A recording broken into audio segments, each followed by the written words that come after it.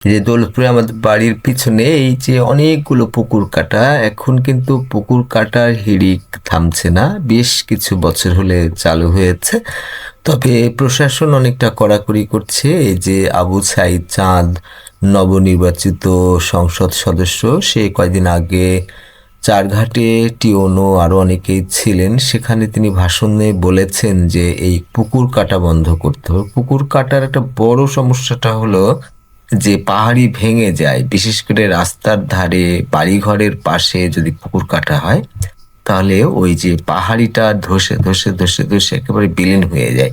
তো এই পুকুরগুলো কিন্তু প্রফেশনাল, অনেক ড্রেজার দিয়ে অনেকভাবে ভেকু দিয়ে খুব মজবুত করে গর্ত করে কাটা, এবং সেটার পাহাড়িটা অনেক চওড়া করে। চওড়া করা এবং উঁচু, এটার প্রধান কারণ হলো যে কলা গাছ থেকে শুরু করে অন্যান্য ফসল চাষ করতে পারে, পরে কোনো ধরনের লস হয় না। বেশ 5-10 বছর নিশ্চিন্তে ওই পাহাড়িতে চলে। এটা একটা ভালো। আর এই পুকুরের সৌন্দর্য আমাকে খুবই মোহিত করে, যে কেউ পছন্দ করে। একটা বাড়ি যদি পুকুরের পাশে না হয় বা কোনো নদী বা পানি জলাশয়ের পাশে না হয়, তাহলে সে বাড়ির কোনো মূল্যই আমার কাছে থাকে না। সেটা অবশ্যই দোতলা বা আরো উঁচু বিল্ডিং হতে হবে, বিশেষ করে গ্রামে যদি দোতলা হয়। ব্যালকনিটা ঝুলানো, যেটা এখন অভিজাত ব্যালকনি ঝুলিয়ে এখন তৈরি করা হচ্ছে, সেইটা হতে হবে। আর নিচে দেখা যাবে যে পানি, মানে অনেকখানি পানি আরো ওর ভেতরে ঢুকে যাবে, এরকম যদি ব্যালকনি হয় তাহলে খুবই মজা। আমি যে একটু প্রবলেম হয়েছে যে শীতের দিনে একটু দৌড়ঝাঁপ করতে করতে অনেক গরম ধরেছে, এই যে ব্যাডমিন্টন আছে, তো তারপরে একটু জামা খুলে একেবারে ফাঁকা জায়গা, তো কেউ দেখার নাই, একটা অসম্ভব সুন্দর একটা পরিবেশ। তো যাই হোক, পুকুরের একটা বড় সমস্যা হলো যে পাহাড়ি ভেঙে যায়। আর একটা সমস্যা হলো যে এই যে ওষুধ দিয়ে এমনভাবে নোংরাভাবে মাছ চাষ করে। এখন আপনি যদি পারফেক্টলি মাছ চাষ করেন, আপনাকে কেউ চেনে না, আপনার পরিচিতি নাই, তখন তারা কিন্তু বুঝবে না যে আপনার মাছটা খাঁটি। এই যে বড় বড় নেতা, বিখ্যাত ব্যক্তি, এখন তো তারেক রহমান প্রধানমন্ত্রী হয়েছেন, এসব মানুষগুলো কিন্তু অনেক টাকা দিয়ে ভালো মাছ খেতে পারেন, বা মানুষ তাদের জন্য রাখে। তাহলে অনেক পয়সা পাওয়া যেতে পারে যদি খাঁটি মাছ চাষ করা যায়। কিন্তু সমস্যা হলো যে আপনার মাছ যে খাঁটি সেটা আপনি বোঝাবেন কি করে?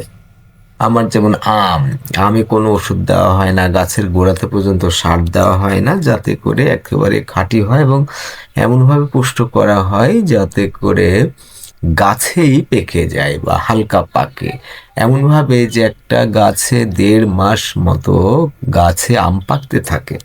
তাহলে প্রথমের আম কিছু পাকলো, তার কিছুদিন পরে আরো কিছু আম পাকলো, এভাবে চলতে থাকে। কিন্তু ঢালাভাবে নামালে হয় কি, পুষ্ট হয় না, ওষুধ দিয়ে পাকায়, বিষ দিয়ে এটা পরিচর্যা করে, তখন হয় কি যে একদিনে পেকে যায়, না হলে কিন্তু নষ্ট হয়ে যায়, স্বাদ হয় না, গাঢ় হয় না, পুষ্ট হয় না।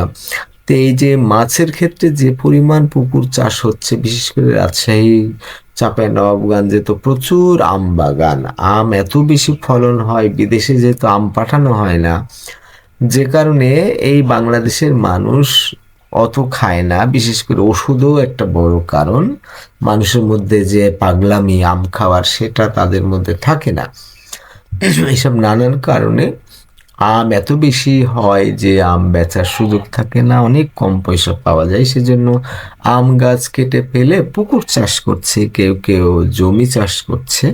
তো পুকুর চাষেরটা অনেক বেশি লাভজনক, কিন্তু সমস্যা হলো কোনো এক সময় যদি পুকুর ভরাট করার দরকার হয়, এত বেশি ধরেন পুকুর চাষ হয়ে গেছে যে মানুষ আর মাছের দাম দিচ্ছে না, তখন দেখা গেল যে পুকুরের খুব দামটা কমে গেছে, তখন কিন্তু ভরাট করা খুব বিপদ হবে।